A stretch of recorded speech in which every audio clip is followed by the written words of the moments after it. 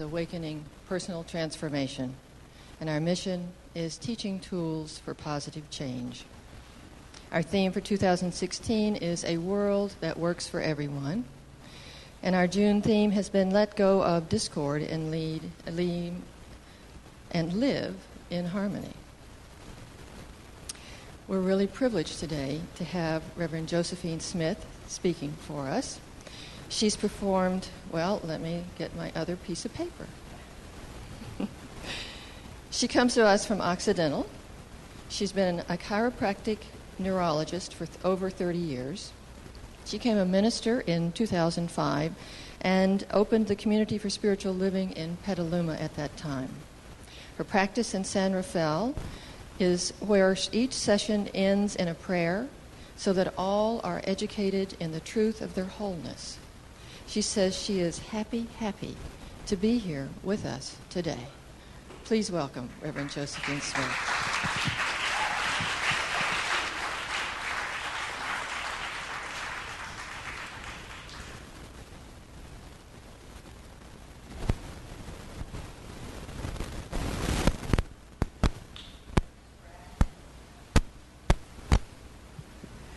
Good morning, everyone.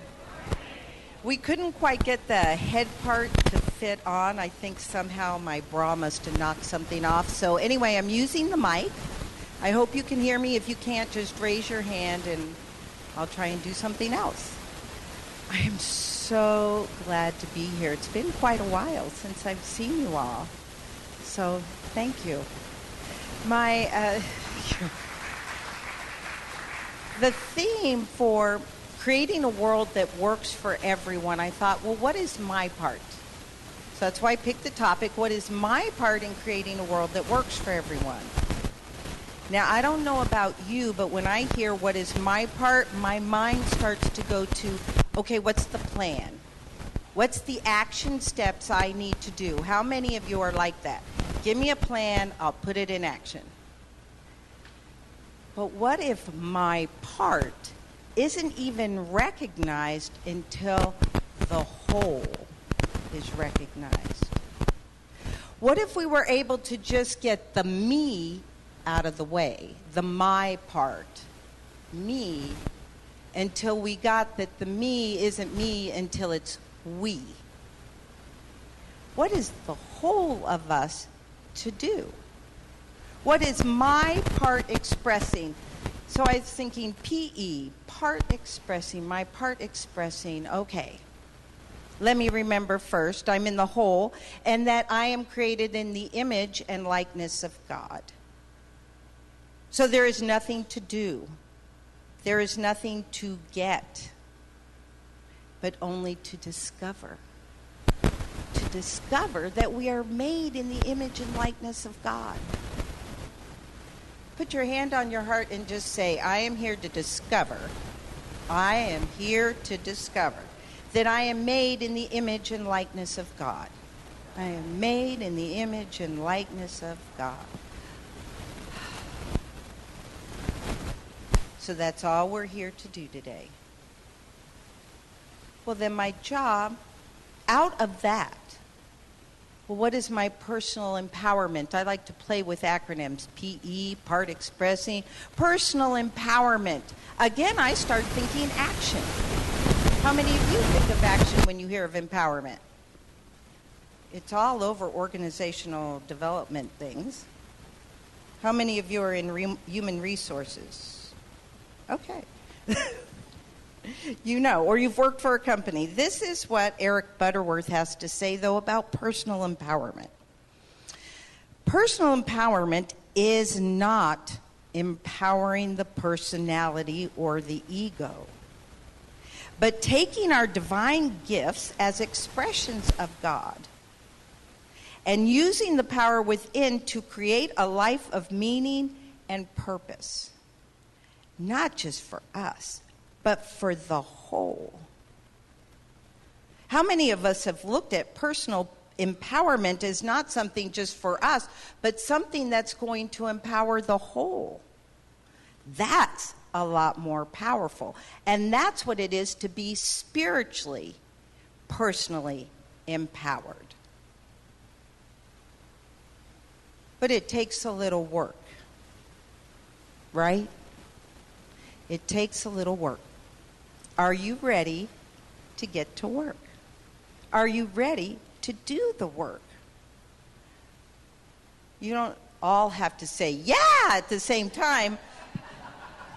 A little nod. Okay, we're out here. So I'm playing with the PE example. And remember PE when you were in school? I know most of you are around my age. The PE, you had to dress out. Because you were going to be doing things in that class that you didn't normally do in your classroom. You were going to have to climb ropes or play basketball or do something that was out of the usual. You had to put on the proper attire. That proper attire spiritually is being open, being willing to step out into something that you don't know. You have to be willing to look silly. Just kind of like as you felt silly wearing shorts in PE. Okay, I was the only one. But it wasn't my best look. But I'm Italian. I'll always have a but.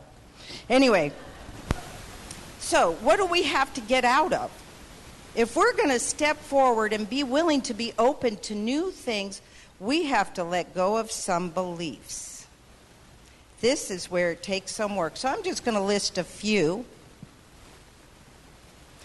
Here's one. There is an angry, punishing God living somewhere out there in heaven, judging me for everything I have ever done and will ever do wrong. Anyone got that one? I was raised Catholic, and so I got that God was out there ready to pounce as soon as I did something wrong. And let me tell you, old beliefs die hard. I was a practitioner when my mother came down with dementia, and so I had her since I just had a one-bedroom condo in Alameda. There was assisted living right that same block. So I got someone to live with her in a 2-bedroom, and then I would just come get her and take her to places, right? So maybe I was 1 minute away. And I would call her and say, Mom, I'm on my way. It was a gated community, so she would have to push a bell to let me in. 1 minute later, I would get to the gate. She'd forget. And I'd be out there at the gate with no way to get in because she had forgotten. This is before cell phones. This was 20 years ago. How much of my practitioner consciousness do you think came out? Because I knew that God was up there punishing me for all the things I had done wrong as a teenager to harass her or upset her. See, this is what my subconscious mind did, and I was a practitioner. We have to practice letting go of our old beliefs. It is just not one thing you do and you scratch it off the list. Oh, I got rid of that belief of an angry God. All the time. When something goes wrong, do I think I'm being punished? I don't know about you guys, but I know that thought can slip in. There's a God to be feared. What others do or do not do is the cause of my happiness or unhappiness. How many of you think your relationship is why you're unhappy? You don't have to raise your hand, especially if you're sitting with them. But at least it's very hopeful if they're here with you. Taking care of yourself first is selfish. Well, I know consciously that that's not true, that you have to take care of yourself first. But it was drowned into me as a child that Italians always put family first. Now, maybe you had some other kind of whatever it is that makes you put your family first, whatever it is, but boy, that selfish one can creep in there, right? Right? Not just me, okay. Here's another one. It's not spiritual to have a lot of money. Resenting, this is a great one, resenting negative events that occurred in the past gives me the ability to change them. If I resent it hard enough, long enough, am angry at that situation enough, well then that gives me the ability to change it. No! What does resenting or being angry at an event create for us? Stress, yes, but it creates more. We just attract it. Like the same thing occurring. Have you ever had that happen? Have you ever gone back in your journals and you read and you go, I had that problem then, 10 years ago. Wow. Isn't it great being human? Yay. You have a right to be angry and unforgiving because horrible things have happened to you. You have a right to be angry. You have a right to hang on to that anger. But who does it hurt? It just hurts. How many of us have heard that holding on to resentment is like drinking poison and expecting the other person to get sick? We get sick. That unforgiveness is poison to us. Here's my best. You'll just never get it right because there is something inherently wrong with you. I'm not worthy. I'm not good enough. Not enough. So these are some old beliefs that we have to get rid of, that we have to let go of. And I think these old beliefs, to me, well, they're kind of like the street clothes we wear if we were trying to go out to PE. Can you imagine if I was going to go out to the beach and play some volleyball in these high heels? How effective would I be? How effective am I out in the world if I am living by these old beliefs? It's like these heels in the beach. So what do we have to do? Somebody hold this. My prop is right here. Oh, this is my prop. Here we go.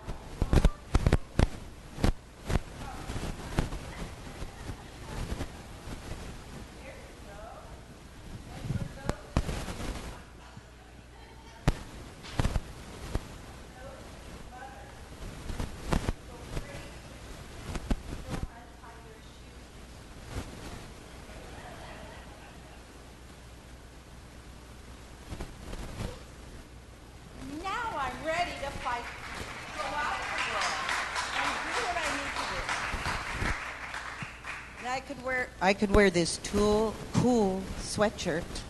Then I'd really be dressed and ready for PE, right? It's an athleta, so I must look like an athlete. But having the right clothes isn't everything. Having the right words that make you sound spiritual? No. How many of us know people that say all the right things, but it doesn't look like they're living what they're speaking? That's like having the right clothes to go out there and exercise, but you're not exercising. Some of you might really relate to that. Okay, so this is what we do. If we are going to participate fully in life, wearing our good clothes and using our good exercise clothes, which I'm calling our spiritual out there in the world way of being, well, we have to use the laws. The 10 concepts that we have been taught. The core concepts, right? We all know those. I'm just going to stick with the first one, that first core belief. What is that? God is all there is. And if God is all there is, then I am an expression of that. That core belief, to me, is like engaging the core of your being. Now, I know Gail knows this, the importance of engaging your core. How many of you have been in exercise class where they really emphasize, use your core? Everything comes from your core, right? Well, do you think if I was just to go to my exercise class, do my plank for 2 minutes, really work my core, that's all I need? I know some of you are like, well, isn't it? I thought I just had to do it twice a week, even. It's not just every day. It's like throughout the day. Throughout the day, we have to remember, what's my core doing? Am I over here? Am I extending it here? All of these different things that you learn in exercise. But in life, we have to remember it driving down the street. Oh, I am one with that blank that just tried to cut me off. I turn on the news and I hear, oh, Trump. And I have to say, for any of you who are voting for him, that's fine. We all get to vote for who we want to, but sometimes there are things said that I just go, oh, I am one. I am one. God is all there is. It's throughout the day we have to remember that core belief, I am one. My invitation to you is, as you strengthen your core, that you think of the oneness with God. Or as you're thinking of the oneness you have with God, that you engage your core. Either way, the body-mind is one. Sometimes it's easier to work your core belief of oneness. You know, in nature, that's easy. That's where you get fueled up. Other times it is not. Just remember the work you do to prepare yourself for using it, like your meditation, your prayer. That will make it stronger, so that when you come up against something that's more difficult, an interaction with a family member that's conflictual, or hearing something on the news, you're easier to remember the one because you practice it and practice it. Okay, there's some other questions I'd like us to ask ourselves. Now, this is what I ask myself. You can put it in different words. I have 5 questions when things come up. 1, what's perfect about this? What's good about it? Where's the gift? Many of us have heard this, right? Next question is, what's not perfect yet? Yet.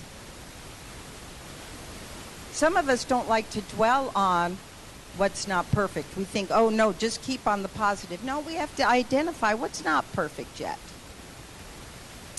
The next one.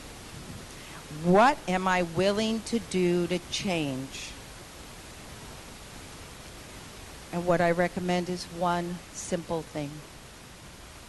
One simple thing. If it's your body, maybe the one simple thing is you drink water. If it's stress, maybe the one simple thing is just to close your eyes and breathe for 5 minutes a day. One simple thing. That's it. Then I ask, what am I no longer willing to do? What's one thing you're no longer willing to do? It doesn't have to start big. Maybe that one thing is you're just not willing to criticize yourself. Maybe that one thing you're not willing to do is say yes when you really meant no. What are you no longer willing to do?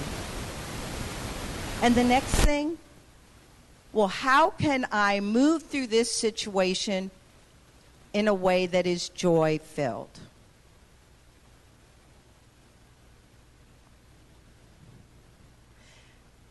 When my dog last August was mauled, my little Yorkie, by 3 Rottweilers. It was horrible.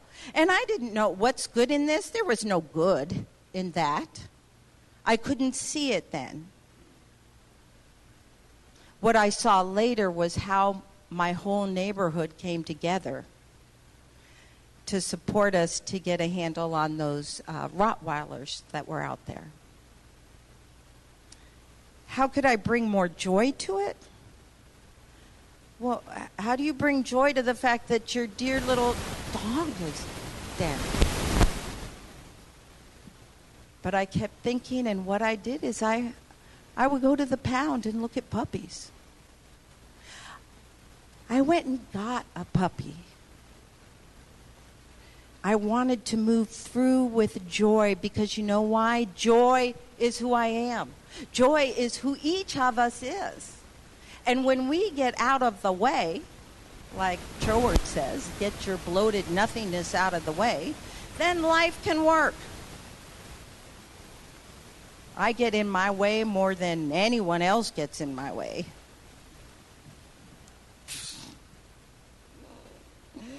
Oh. So what do? We have to do our personal best. And we cannot do our best if we have self-doubt, if we're criticizing, if we're overwhelmed. We cannot do our best with self-doubt. You know, runners who look back while they're running to look at their competition, they always do worse.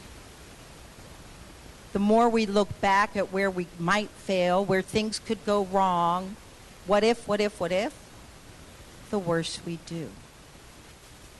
We do our personal best, and we forgive the rest.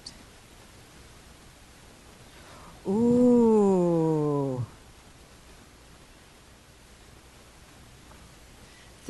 I love this. This successful entrepreneur was asked, what makes you so successful? He said 2 words. Well, what are those words? Right decisions. Right decisions. Well, how did you get to a place of making right decisions? The interviewer asked.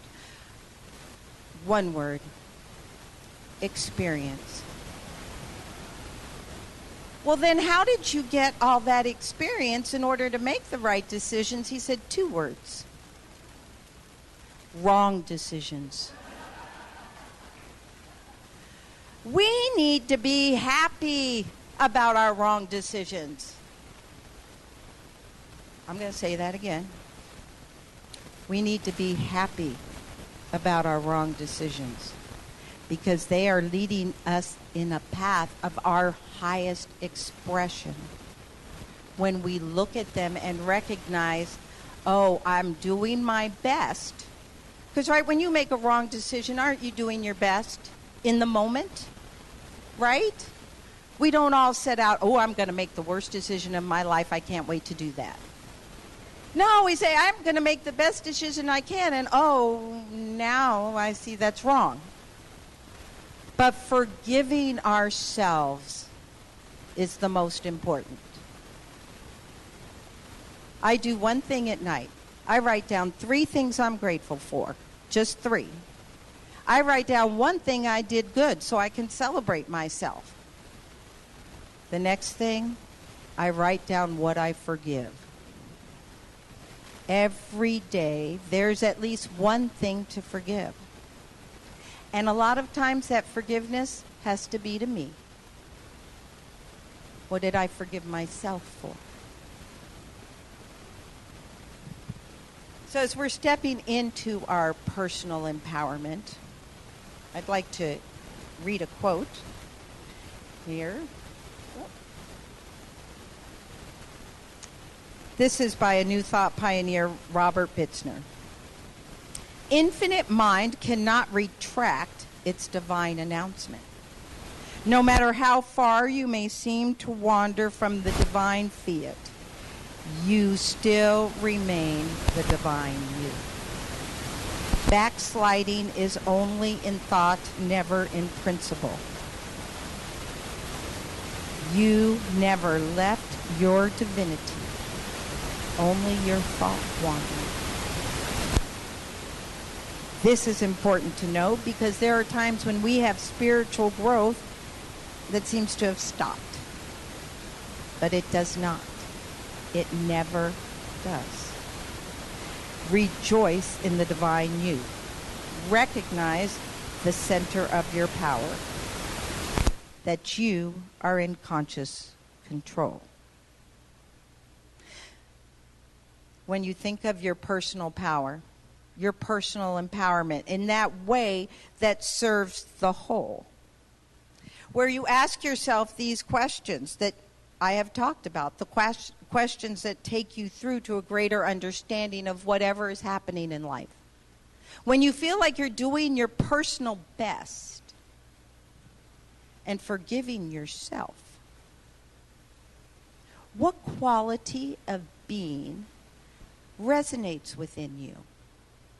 So in other words, when you are personally empowered for the highest good of all, do you feel strong? Do you feel peaceful? Do you feel like you're being fully present in life? What is the quality that resonates with you in your personal empowerment? And this is where I'd like an answer. Because what I'd like to do are prayer requests based on this. So what quality are you affirming for yourself, knowing that that quality is what brings you closer to your personal empowerment? Patience, awareness, joy, peace, what? Creativity, kindness, boldness, wholeness, absolutely, happiness, forgiveness, surrender. Yes, we must surrender. Beauty, compassion, oneness, and I had like 3 over here. Understanding. See, this is not just one person. A prayer for one is a prayer for all. What each person here is saying, the whole of us want that. So I'd like us to go into prayer.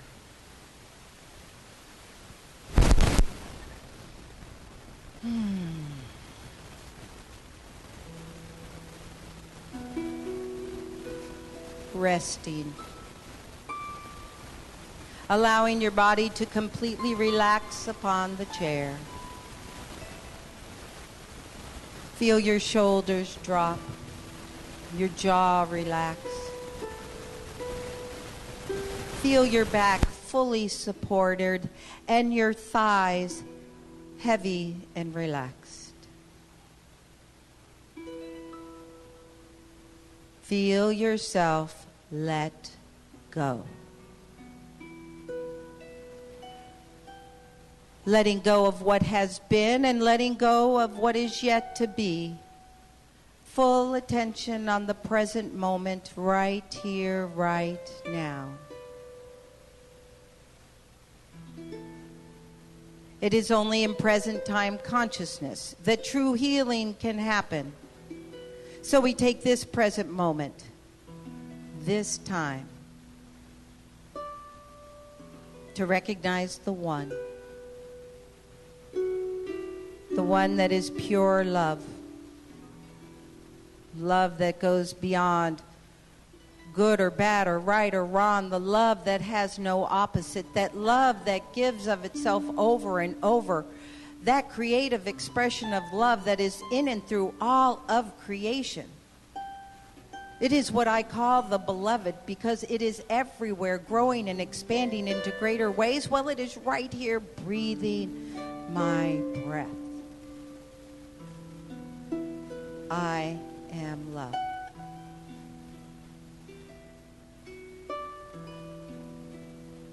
I speak this first person knowing that what is true of me is true of each and every person here, each of us made of this divine light.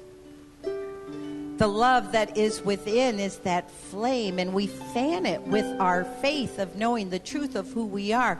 We fan that internal, eternal flame of love until it radiates and illuminates our entire being, touching each and every person that we come in contact. For what is ours to do is made clear. For who we are in this wholeness of the universe. Each of us, the light beneath our feet, making the path clear for a greater expression of understanding and peace, a greater understanding of patience and calm confidence. I accept for each person here a sense of joy that lights each person up, a sense of happiness that is not based on external events, but that happiness and contentment coming from a heart that has that perfect smile. We know that the wholeness and the vitality and the well-being that we desire is already here in each of us, expressing it in our own unique way. Each of us individualized expressions of the universal urge to create and transform and be who we are here to be, that only we can be.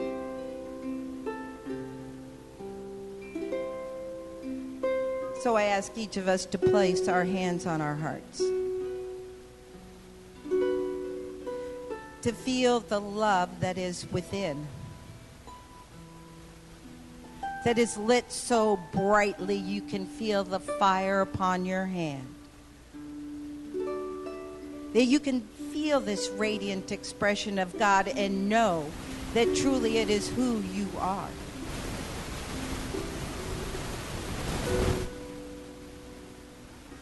If this is true for you, if you are willing to release all that has kept you down, the old beliefs that have illusioned your path, if you are willing to do what it takes to experience the joy and the peace and the vitality that you desire, if you are willing to do this and let God lead the way, please join me in saying, and so it is.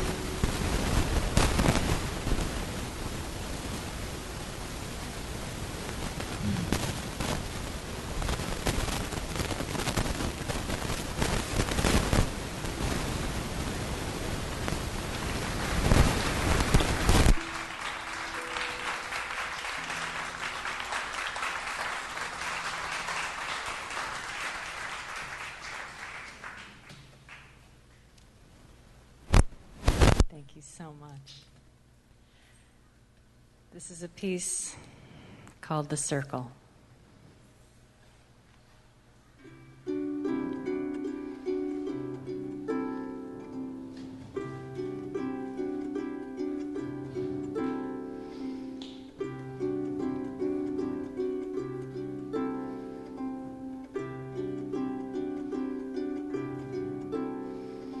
Something tells me that life's a gift. Something tells me that there's a purpose. Something tells me we came to love. Something tells me that makes a difference. From high above the earth's a jewel, a turning miracle. Come share your need you here to complete the circle of life.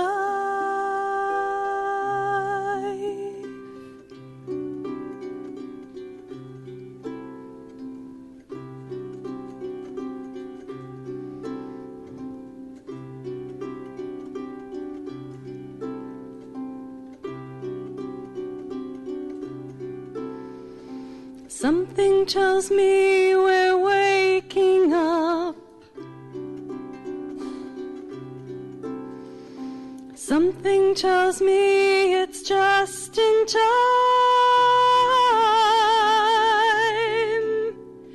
Something tells me we're seeing the whole now. Something tells me that love's in motion from high above the earth's a jewel,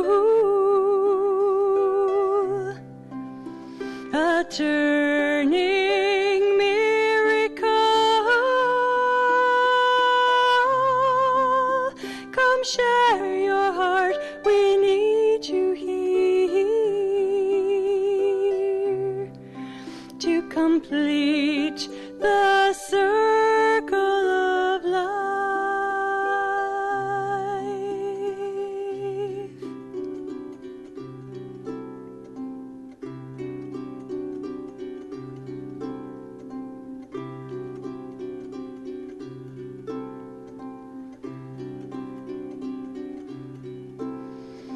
What are the gifts you're here to share?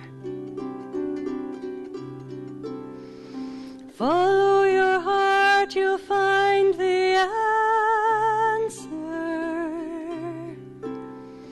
Let your dreams fill you, make them real. You are a key to what's unfolding from high above the earth's a jewel, a turning miracle. Come share your heart, we need you here to complete the circle of life.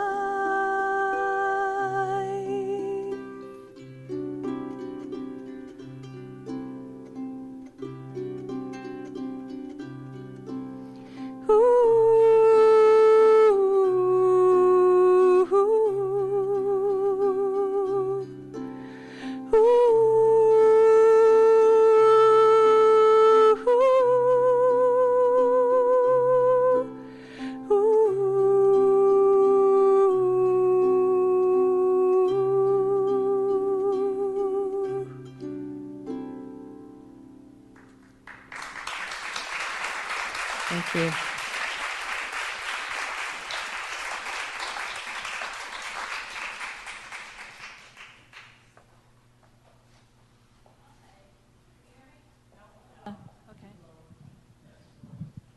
Thank you. I bet you can hear me now. So, hi, I'm Galen Cooper. I happen to be a licensed practitioner here, and I'm also a member of the Prosperity team. And behind me is our prosperity quote. But lucky for me, I printed it out here so I can read it without turning my back to you. So we're going to read it together.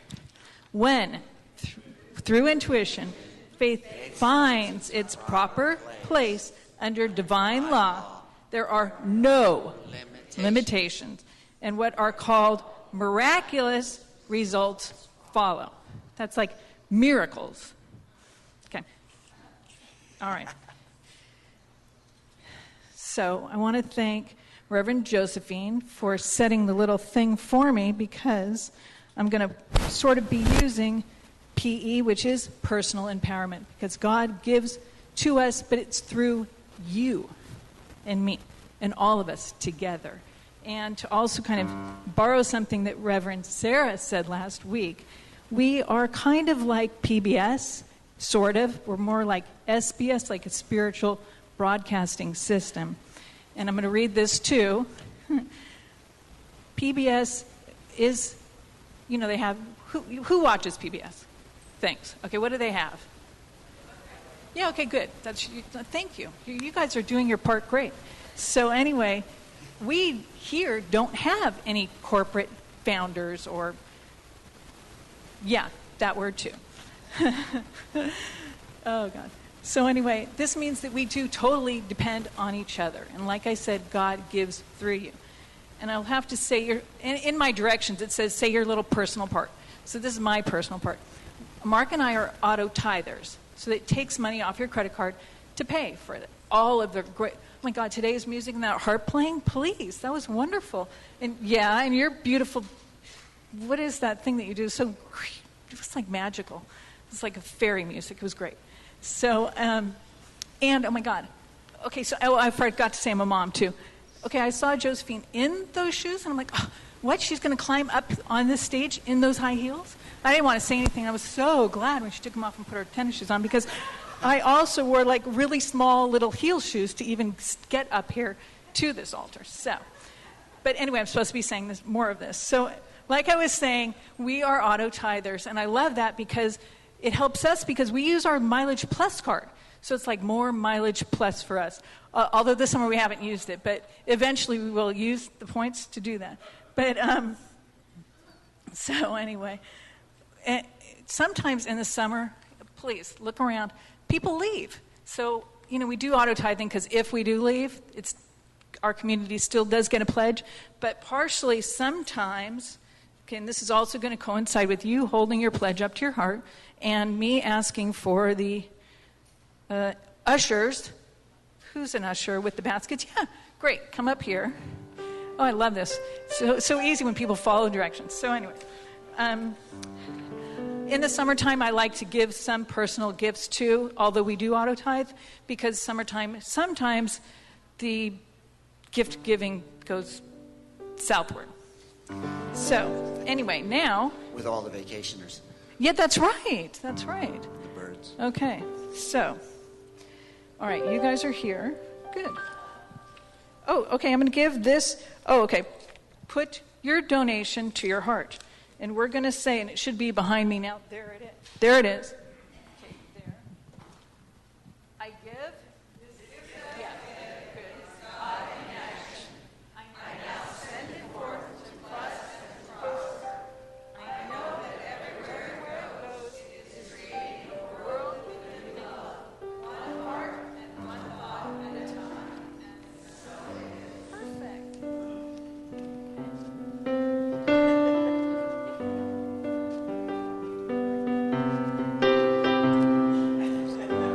One life, that life is God's life, that life is perfect, that life is my life. Now let's only one life. Let's hear you. That life is God's life, that life is perfect, that life is my life. Now there's only one life, that life is God. Keep it going.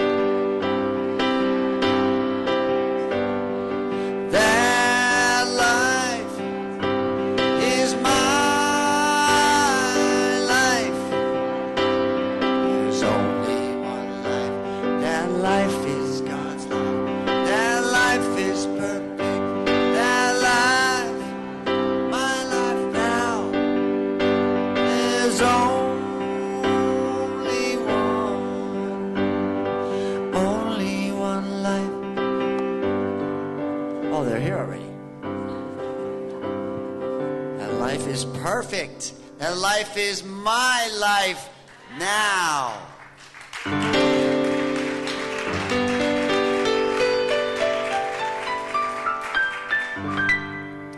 We give thanks knowing that the gift we give is not a debt we owe, but a seed we sow. So we give thanks for all that you have given today, in the past, and in the future. Amen. Before I do announcements, I do want to acknowledge the altar, this wonderful altar we have, Mary Cosgrove put together.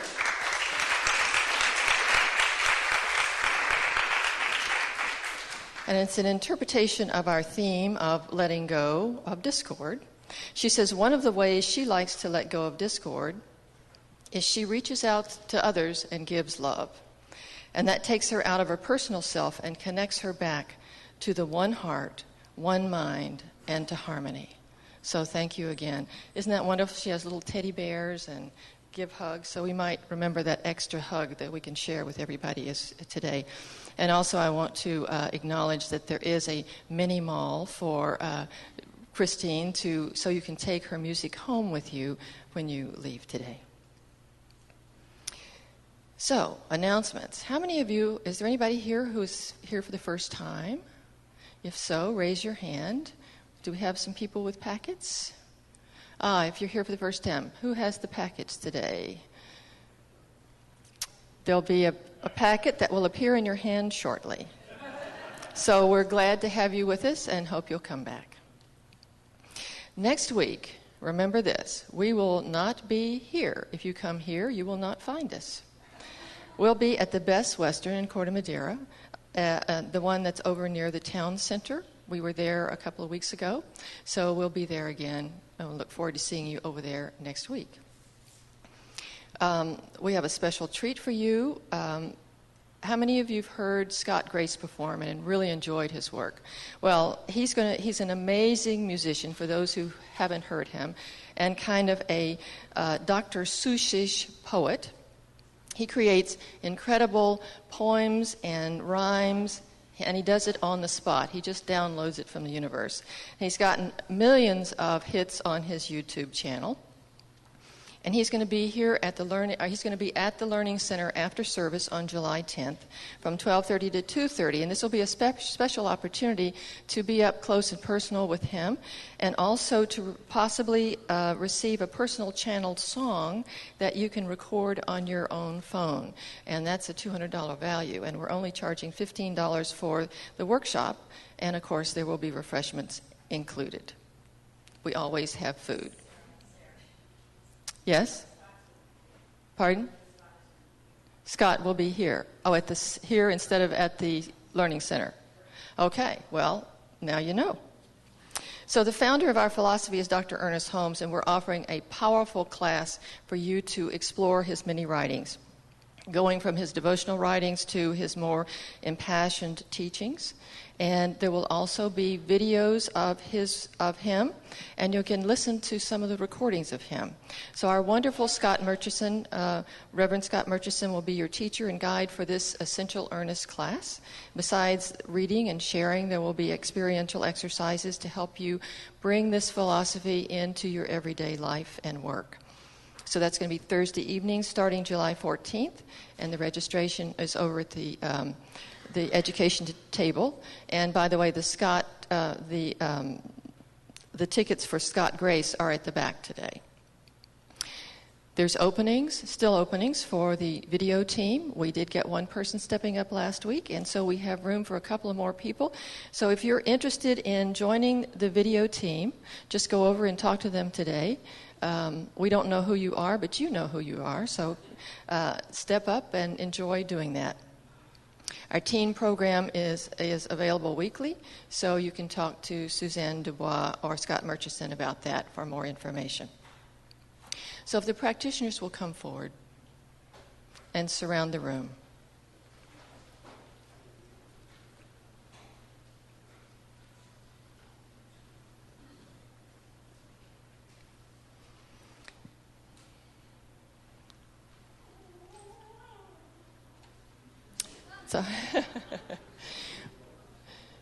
So we have a wonderful animal voice joining us in this benediction, knowing that Spirit is guiding our way, knowing that no matter what our form, that Spirit is all there is, everywhere present.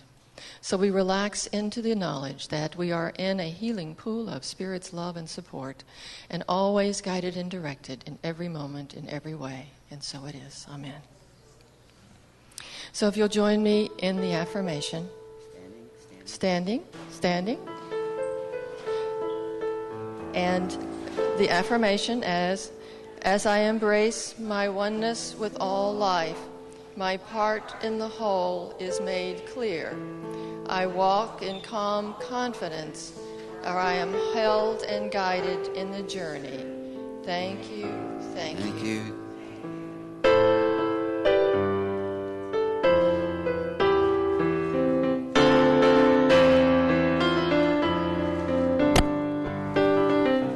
I am a prayer for peace.